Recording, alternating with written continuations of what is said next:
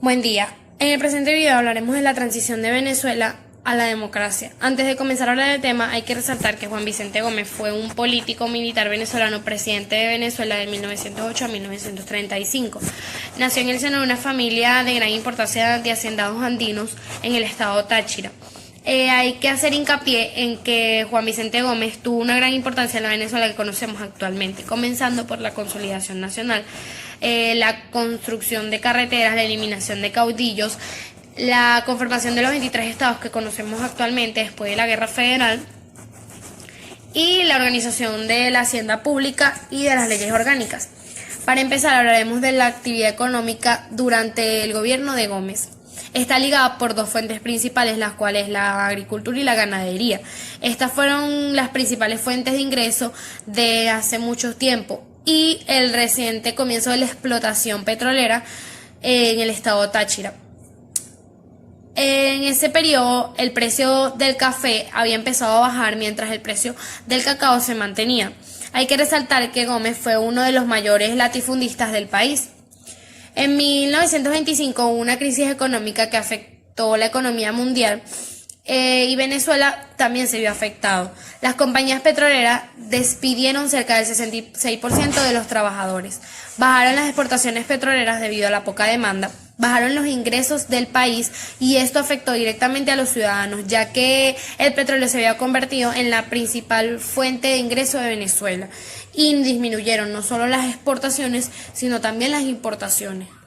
Bueno, ahorita vamos a hablar de la inversión capitalista que realizó Gómez durante su periodo. Gómez, como se dijo antes, fue un personaje que unificó el país y al hacerlo realizó una gran inversión capitalista, como por ejemplo en la creación de carreteras. Dichas carreteras fueron como de las primeras en unir los principales sectores del país. Otra gran inversión que él hizo fue en la creación de la hacienda pública.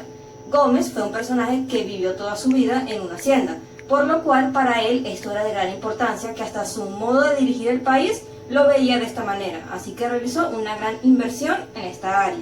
Otra inversión que realizó fue en la creación de los sectores públicos que fueron destruidos durante las guerras. También cabe destacar que durante este periodo, la economía del país era primaria, agrícola, exportadora. Tras la muerte de Gómez, poniendo fin su periodo presidencial, varios personajes tomaron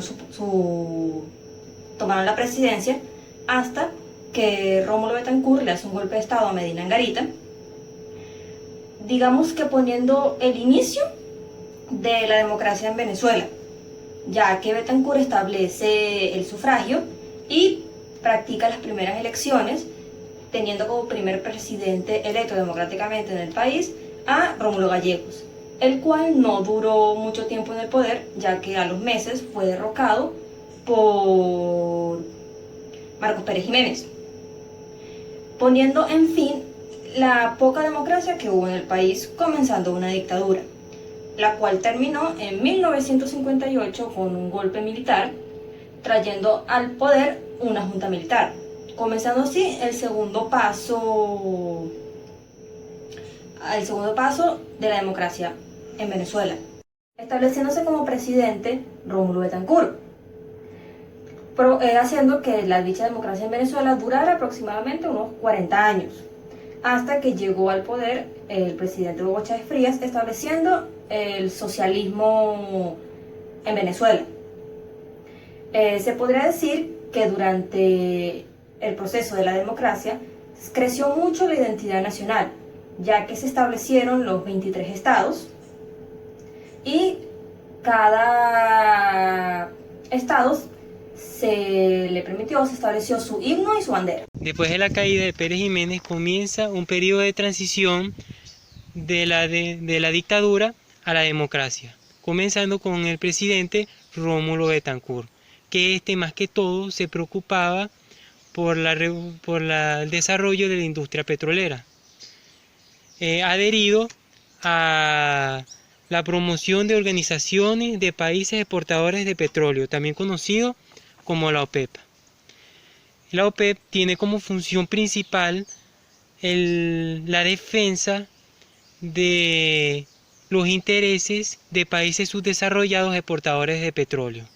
Ahora, para 1960, el presidente Rómulo Betancourt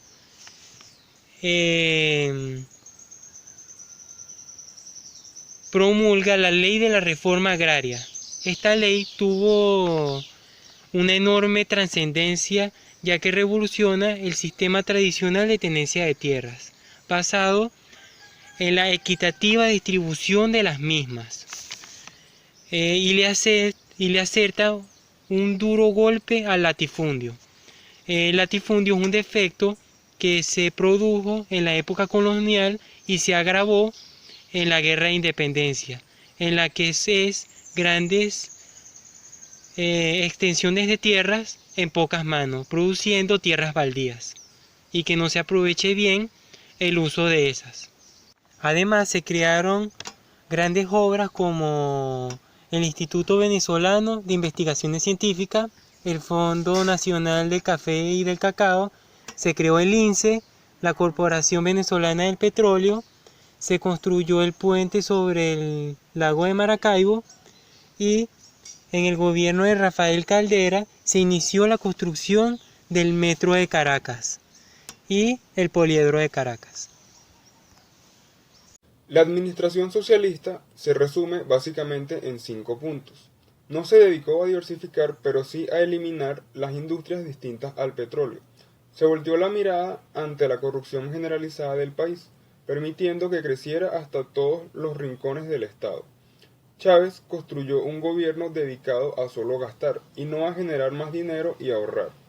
Siguió endeudándose a nivel internacional, además regaló petróleo por toda América, olvidándose por completo de invertir en Venezuela.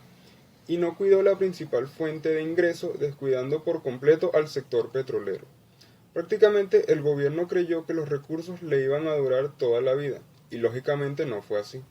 La verdad fue que descuidaron todo lo demás y ya se había entrado en una escasez muy grave de medicina y de comida. Ahora vamos a hablar un poco de la transición a la Venezuela socialista. Con la llegada de Hugo Chávez al poder en 1998, las políticas socialistas se agudizaron. Los primeros años del gobierno fueron dedicados al control político y la economía funcionaba relativamente bien debido a los excedentes petroleros que además disimulaban la corrupción. A partir del año 2003, la conflictividad política, llevada de la mano por leyes de corte confiscatorio, hicieron que se acentuara la intervención en la economía. Luego, con la subida de los precios internacionales del petróleo, el gobierno incrementó el gasto público a través de transferencias monetarias que aparentaban reducir la pobreza. Dentro de esta estrategia, el poder del régimen se incrementó al entregar a Rusia y China bloques de reservas de petróleo, a cambio de préstamos para consumo presente, dejando al país como un simple peón dentro de la geopolítica mundial. Como mencionó mi compañero anteriormente, siendo nuestra principal fuente de ingresos el petróleo, el socialismo no ha invertido correctamente en el mismo.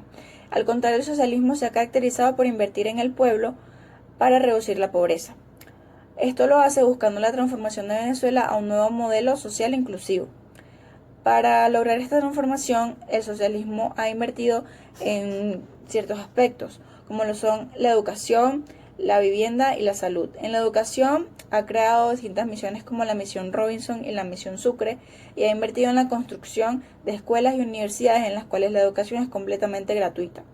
En lo que respecta a la salud en el sector público, ha invertido en la creación de centros de diagnóstico integrales llamados CDIs y en la misión Barrio Adentro. En lo que respecta a la vivienda, ha creado más de 2.500.000 viviendas para personas de bajos recursos.